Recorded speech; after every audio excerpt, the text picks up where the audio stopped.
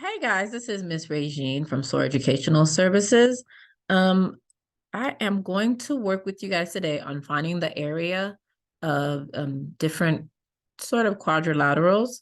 So we're going to use this worksheet. All right, so if we look over here, this quadrilateral, it looks like a square to me. And another indication that it's a square is we have these 4 tick marks all around each side, and it's like one for each. So that tells us that each side they're congruent to each other. The sides are congruent to each other. We only see one number, that's 49, but if the sides are congruent to each other, then we know that if this is 49, this is also 49, and all around is 49. So from that, the formula for quadrilateral is length times width, or rectangle uses the length times width. For a square, often you might see it area. They might use this formula: area equals side to the second power, and that's because all the sides are the same. So if we just do 49 times 49, if you can do long multiplication, if your teacher allows you to use calculators at this point, you can do that too. So just using a calculator, that is 2,401. The other thing that students lose a lot of points on is something very simple. Just remember, when you're doing area of a figure, you need to put it to the second power and square it. So we can say 2,401 square feet. All right, the next one is just your basic parallelogram. So if we have the formula for that, which is sort of like the overarching formula for area of any figure, is base times height. That's just like a basic way of saying it, base times height. The base here is the bottom part, sort of like the floor, and that's 19. And the height, which you do have to be very careful about. Sometimes they might do something where they put a number out here, like let's say they had 7 out here, and a lot of students are confused and they think that the 7 is the height. And I'll tell them that's just the side of the parallelogram, but that is not the height. The height is from the lowest point to the highest point. So because a parallelogram is slanted, the 8 in the middle is the height. So one way you can determine the height is if you draw a straight line that creates a right triangle from a high point to a low point. So that's what's called the height. So even if there was a 7 or any number on the side, which they will do sometimes, so be mindful of that. Like this worksheet doesn't have it, but I have definitely seen student worksheet where there is another number on the side, and I will tell them, no, make sure you're looking at the base, which is the floor, and the height is the ceiling from your lowest point to your highest point, but it's not this measurement of the side necessarily. For a square or a rectangle, yes, the height and the sides are the same thing, but it is not for many different shapes like a parallelogram. All right, so we would have to do 19 times 8 here, and that's 152. And again, don't lose points on this.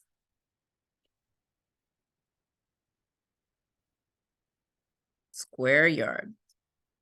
All right, the next one is just a rectangle. So what we know about rectangle is that you have your length and your width.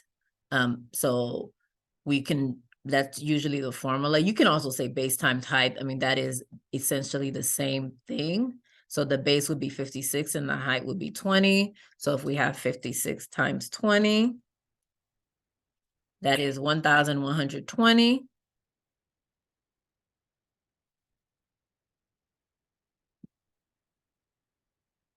Square inches.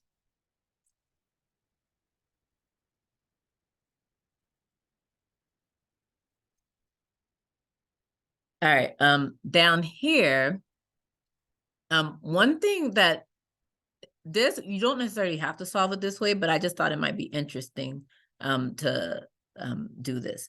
Sometimes you can split your figures into 2. So let's, in fact, maybe this one you may have to, either way.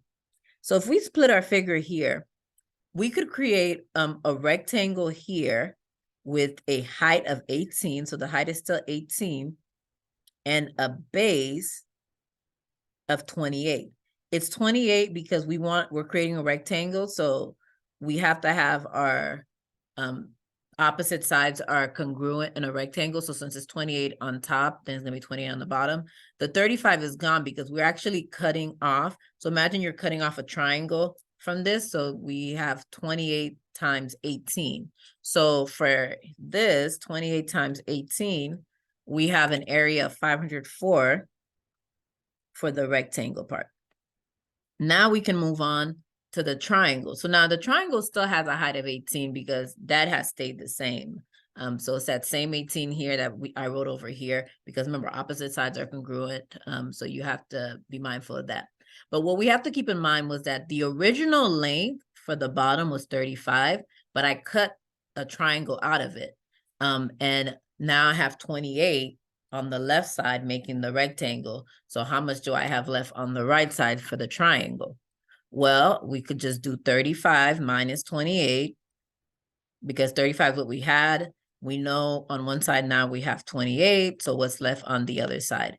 And that would be 7. So the height of this, the base of this triangle is 7. So now for a triangle, you have a formula of 1/2 of the base times the height.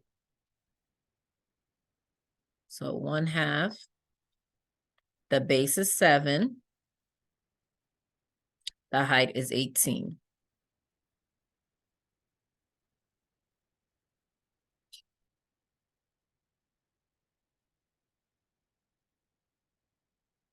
All right, so that's 63. So the triangle part is 63. Now what we need to do is actually add them both together. So we have a rectangle that's 504, a triangle that's 63. And that's 567.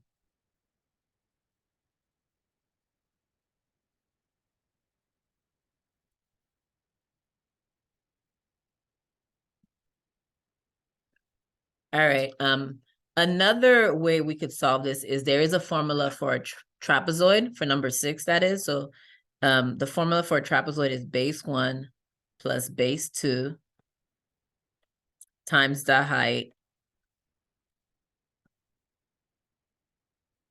divided by 2, or times 1/2.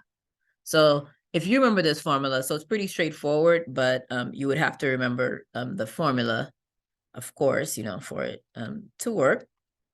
But if you plug in these numbers, so basically you would do 28 plus 35.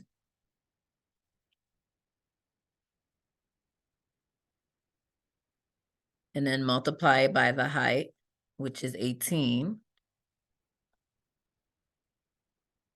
And divide by 2. You can plug that into a calculator, or you could do it by hand if you're not allowed to use a calculator in school. But that will give you 567. So you could use the formula for a trapezoid. For a trapezoid for this. Or you can, if you don't remember the formula, you can split it up into a rectangle and a triangle and solve it that way. All right, so today we looked at how to find the areas of different quadrilaterals. I hope this was helpful. Remember to like and subscribe, and I'll see you guys next time. Bye.